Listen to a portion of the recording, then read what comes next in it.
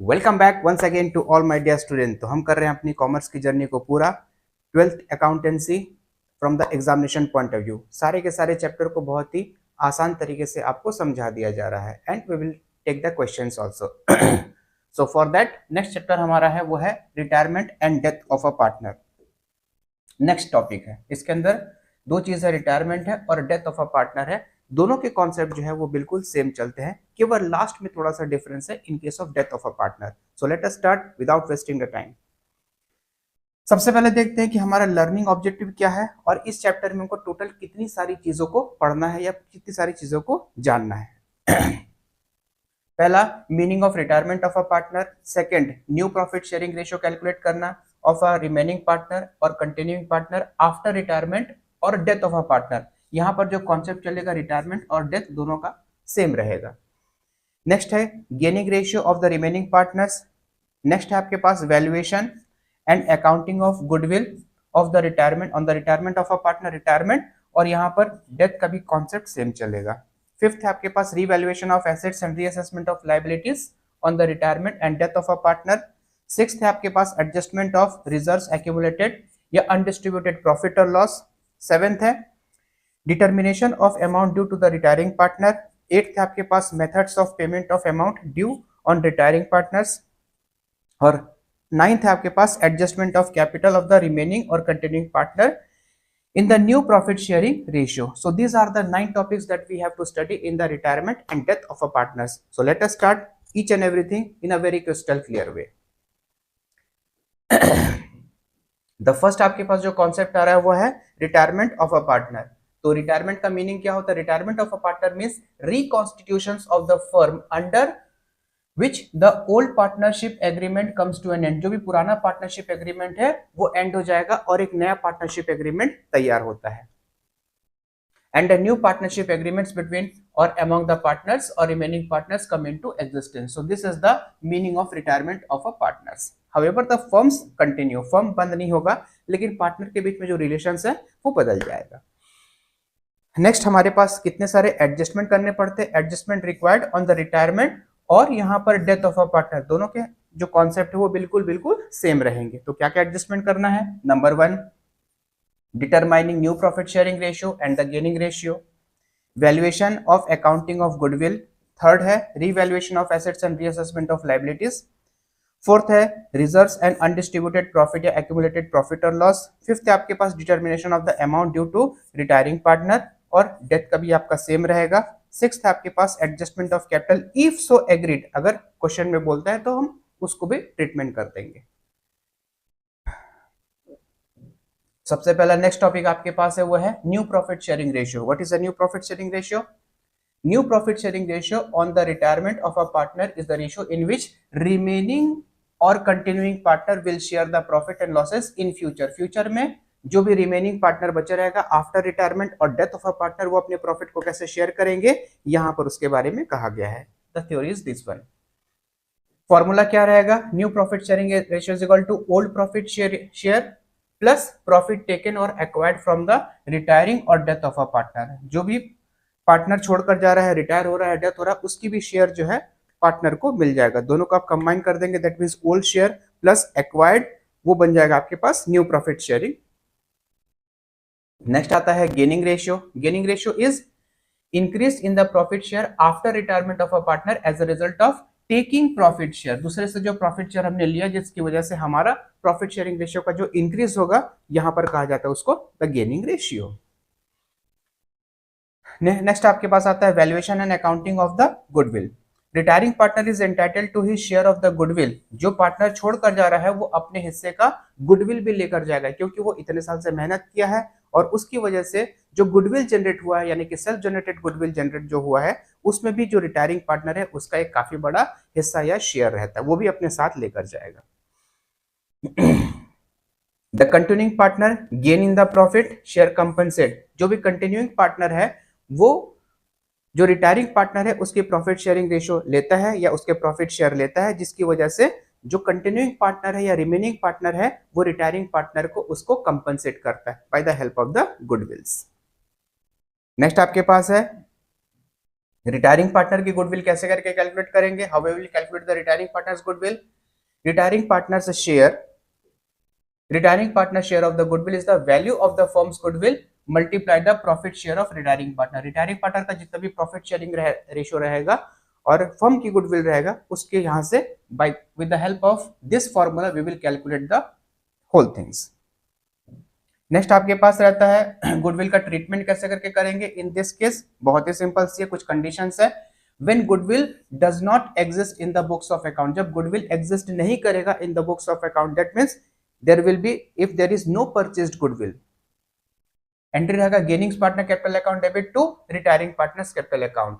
Next आपके पास है when goodwill exist in the books, goodwill जो है किताब में एग्जिस्ट है, that means it is a purchased goodwill. Entry will be all partners' capital account debit to goodwill account, goodwill को क्या करेंगे अपन राइट ऑफ कर देंगे। कौन सा रेशियो में माय डियर? वो है ओल्ड प्रॉफिट शेयरिंग रेशियो में। उसके बाद नेक्स्ट एंट्री रहेगी गेनिंग पार्टनर्स कैपिटल अकाउंट या current account debit to retiring partners capital या करंट अकाउंट।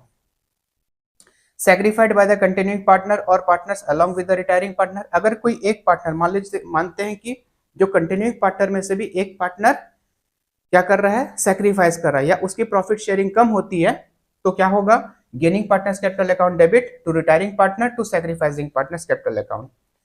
एक और है हिडन गुडविल, जब amount paid is greater than the amount due, जितना हमको रिटायरिंग पार्टनर को अमाउंट पेमेंट करना है अगर उससे ज्यादा मैं पेमेंट कर रहा हूं, that is called the hidden goodwill. उसकी एंट्री क्या हो जाएगी?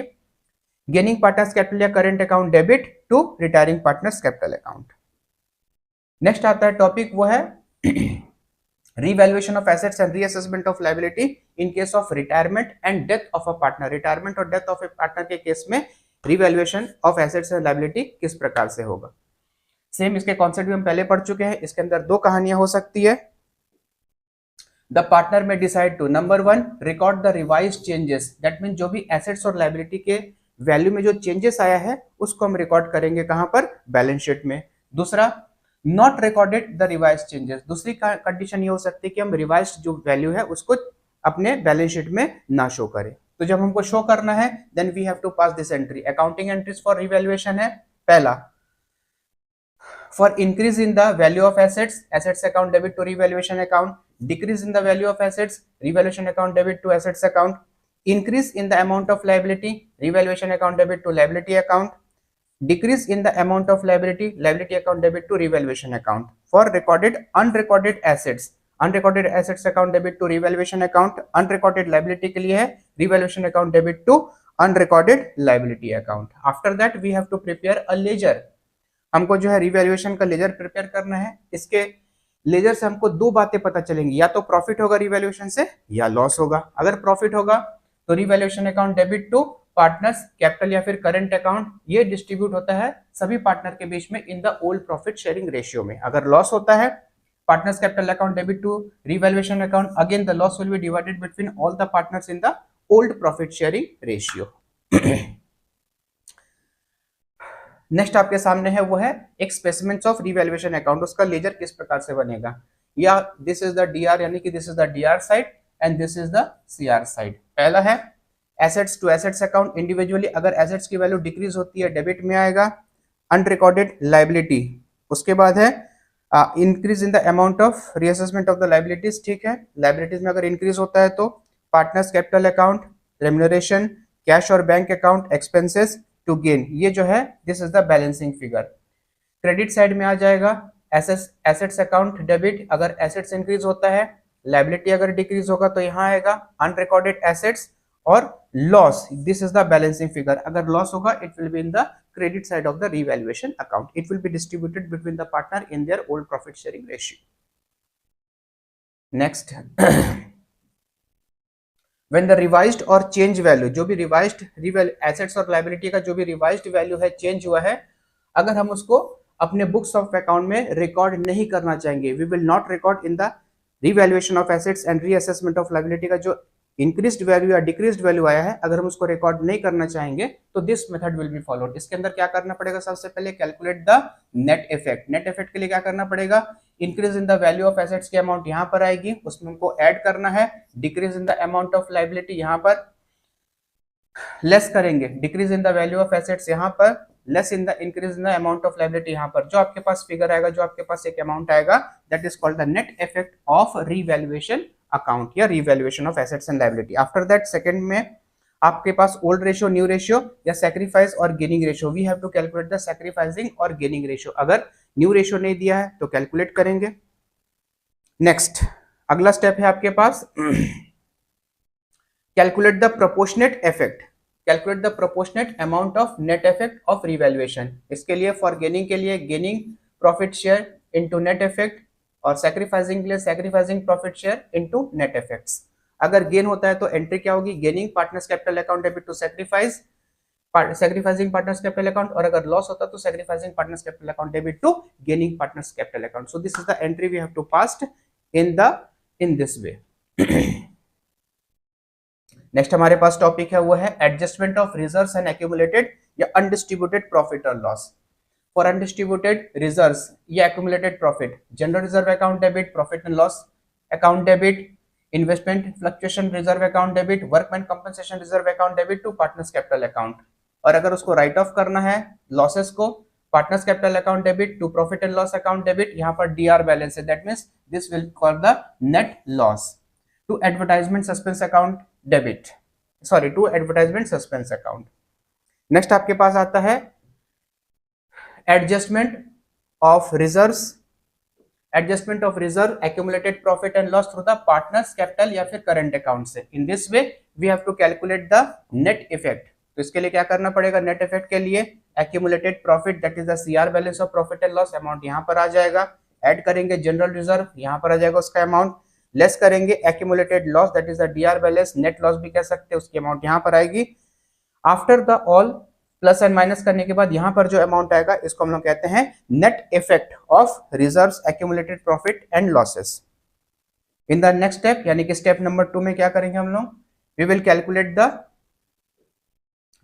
The difference. डिफरेंस का मतलब होता है या तो सैक्रिफाइसिंग या फिर गेनिंग रेशियो, यहाँ पर कैलकुलेट करेंगे। करने के बाद we will find the amount by using this formula, net effect into sacrifice share, gaining के लिए net effect into share gained। after that we will pass a small entry in case of the net accumulated profit। अगर positive balance है, entry will be gaining partners capital account debit to sacrificing partners capital account। after that one sacrificing, अगर हमें loss होता है तो sacrificing partners capital account debit to gaining partners capital या फिर current account।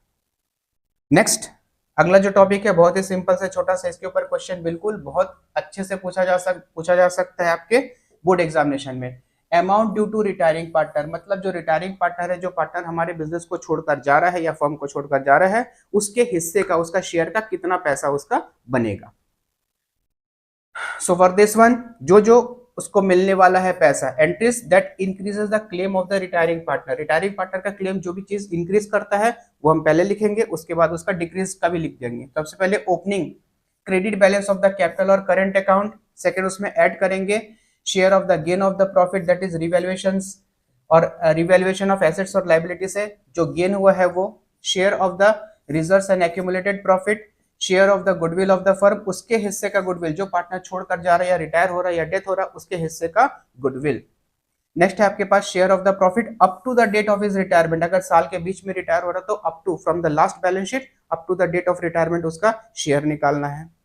And the last is salary और interest on the capital due on retiring partner till the date of his retirement और death, जब तक उसकी death नहीं हो जाती है, रिटायरमेंट नहीं हो जाती है, तब तक उसके हिस्से का सैलरी और बाकी पर्क्स उसको प्रोवाइड करना है। एंट्री दैट डिक्रीजेस, ऐसी एंट्री जो उसके क्लेम को डिक्रीज करती है। Opening debit balance of capital या current account of the retiring और death of a partner, drawings and the interest on drawing thereon, advance और the loan taken by him from the firm, share in accumulated losses और past years, share in the losses on revaluation account. Revaluation account से अगर उसके losses होती है तो उसको भी हम, उसकी वजह से उसकी क्लेम जो है वो रिड्यूस होती है। After that this will be positive side and this will be in the negative side. After that we will calculate the net effects. Next एक छोटी सी यहाँ पर आपके पास नोट दिया गया है। what is the note? Note ये कहता है कि if the question is silent on the payment of the retiring partners, the amount due to him is transferred to his loan account। अगर जो है नेक्स्ट, अगर क्या है, रिटायरिंग पार्टनर और डेथ ऑफ ए पार्टनर में एक छोटा सा यहाँ पर प्रोविजन है या रिटायरमेंट ऑफ अ पार्टनर में प्रोविजन ये है कि अगर कोई इंफॉर्मेशन नहीं दिया हमारे क्वेश्चंस में, तो जो ड्यू अमाउंट है जो रिटायरिंग पार्टनर को देना है या उसके अकाउंट में देना है, हम उसको क्या कर देंगे, उसके लोन अकाउंट में ट्रांसफर कर देंगे। It means from now onwards he is the creditor of our firm, not a partner. Entry क्या हो जाएगी, retiring partners capital account debit to retiring partners loan account. इसके बाद से क्या होगा, this is shown in the liability side. ये जो है loan amount liability side of the balance sheet show करेंगे न्यू फर्म के, जब तक जो है ये लोन अमाउंट या जब तक जो पैसा है पूरी तरह से उसको रीपेमेंट नहीं हो जाती।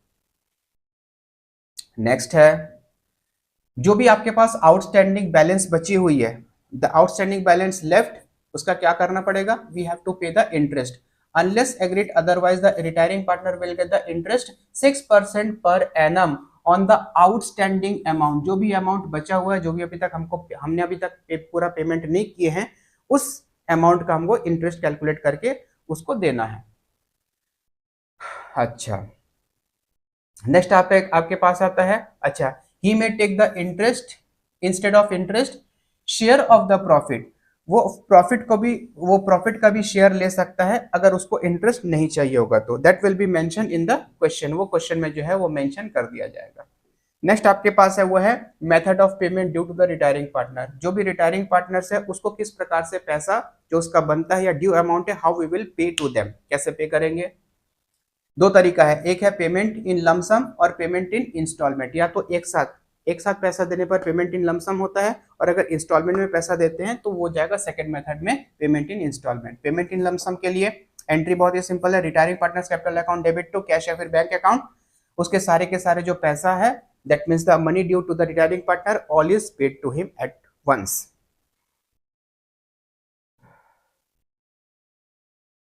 अच्छा, यहाँ पर एक और चीज ध्यान देने वाली बात है कि if the retiring partners capital account after adjustment shows a debit balance. Debit balance का मतलब क्या होता है, firm will take the money from the retiring partners. मतलब अब जो है ड्यू किसके पास रहेगा, फर्म के पास रहेगा। Firm will receive the money, या बोल सकते हैं कि amount is receivable. In that case cash और bank account debit to retiring partners capital account if there will be, आप ये कह सकते हैं कि अगर डेबिट बैलेंस है तो।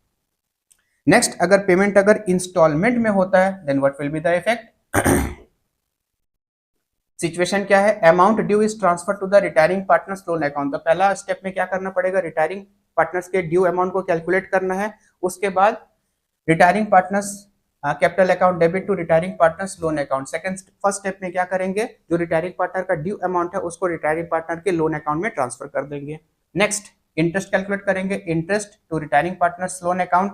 थर्ड एंट्री में we will pay the instalment, retiring partner loan account debit to bank account. यहाँ पर जो है इंस्टॉलमेंट नंबर 1, इंस्टॉलमेंट नंबर 2, इस प्रकार से we will pay as per the question. जैसा क्वेश्चन में बोलेगा उस हिसाब से हम उसको इंस्टॉलमेंट को पेमेंट कर देंगे। नेक्स्ट, यहाँ पर एक छोटा सा लोन, यहाँ पर एक छोटी सी नोट दी गई है। If the question is silent on the payment of the claim the retiring partner's, the amount due to him is transferred to the retiring partners loan account. ऊपर में ही कह दी गई थी, फिर से हम यहाँ पर इसको लिख दिए। नेक्स्ट आपके पास आता है partial payment to the retiring partners. हमने रिटायरिंग पार्टनर के अमाउंट को कैलकुलेट किया, ड्यू अमाउंट को कैलकुलेट किया, और उसके बाद हम उसको पार्शियली पेमेंट कर रहे हैं, not fully but partially. What will be the entry, it is possible that in the time of retirement a part of the amount due to the retiring partner is paid and the balance amount is transferred to his loan account। थोड़ा amount हमने उसको payment कर दिया है और थोड़ा amount हमने उनके लोन अकाउंट में ट्रांसफर कर दिया है। एंट्री क्या रहेगी, retiring partners capital account debit to cash account to retiring partners loan account. Next आपके पास है एडजस्टमेंट ऑफ कैपिटल। नेक्स्ट आपके पास है adjustment of capital. The remaining और continuing partner may be decided to share the capital after retirement of a shall be in the ratio of their profit sharing ratio in case some partner may have to bring the further capital to meet the deficit on their capital and other may have to withdraw the excess capital। what does it mean, adjustment of capital का मतलब ये होता है कि जब partner retire हो जाता है एक partner, after that we have to reconstitute the firm and some partner wants to adjust their capital according to the profit sharing ratio। in that case कुछ पार्टनर को ज्यादा पैसा हो सकता है कि लाना पड़े या कुछ पैसा और ऐड करना पड़े, और कुछ पार्टनर को भी ऐसा पॉसिबल हो सकता है कि जो एक्स्ट्रा अमाउंट हमने कैलकुलेट करने के बाद एक्स्ट्रा अमाउंट फर्म के पास रह गया है उसको वो विड्रॉ कर ले। And the last is accounting on death of a partner. यहाँ तक की जो थ्योरी है, यहाँ तक की जो कॉन्सेप्ट थ्योरी है, it is same for the retirement plus death of a partner. इसके बाद नेक्स्ट जो थ्योरी आपके पास आती है वो केवल डेथ ऑफ अ पार्टनर के लिए थोड़ा सा अलग रह जाएगा। What will be the difference? ये छोटी सी डिफरेंस क्या है?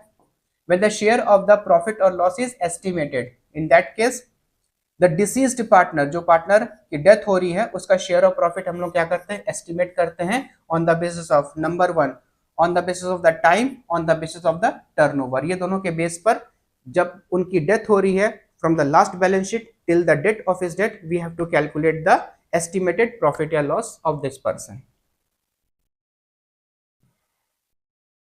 अच्छा, अब इसके ऊपर छोटा सा एक हमने इसको दे दिया गया है एस्टिमेटेड प्रॉफिट और loss on the time basis. If the time basis is used in the profit, assume that it is ununiform over the year. Suppose the profit of the previous year हमने माना है वो है 24,000 24,000 and the partner dies 2 month the closing 2 month the closing of the previous year. The profit of the 2 month will be कैसे calculate होगा? 24,000 into 2/12। If the deceased partner share रहेगा 3/10 तो date तक उसकी जो कैलकुलेशन आएगी वो है 1200 rupees till the date of his death. अगर एस्टिमेट करते हैं प्रॉफिट और loss on the basis of the sales and turnover तो उस केस में जो है sales up to the date of the death और profit of the previous year. इसके बाद sales of the previous year को हम लोग बाय प्रोपोर्शनेट का यूज करके इसका फॉर्मूला डाल के निकाल लेंगे। जब क्वेश्चन आएगा बहुत अच्छी तरह से इसको एक्सप्लेन कर दिया जाएगा। नेक्स्ट आपके पास है computation of the due to the deceased partner. जो पार्टनर की डेथ हो रही है उस पार्टनर का डिसीज्ड अमाउंट कैसे करके कैलकुलेट होता है? पहले डेबिट साइड में टू करंट अकाउंट यानी कि debit balance, to loan to the partner, revaluation, share of the loss, share of the accumulated loss, drawing, interest on drawing, profit and loss suspense account that is the share of the loss till the date of his death, और to goodwill account अगर goodwill existing रहा तो return of के लिए। Next आपके पास रहेगा by balance BD, current account अगर क्रेडिट बैलेंस है तो लोन बाय पार्टनर, पार्टनर ने फर्म को लोन दिया, by profit and loss suspense account, share of the profit till the date, by revaluation से जो भी प्रॉफिट गेन हुआ, by share in the accumulated profit, general reserve और profit and loss account, और इसके बाद जो है profit and loss suspense account till the interest on capital. इसका भी आपको कैलकुलेट करके निकालना पड़ेगा। आफ्टर दैट सैलरी और कमीशन अगर है तो। नेक्स्ट आपके पास बैलेंस जनरली इधर ही आता है, this is the balancing figure.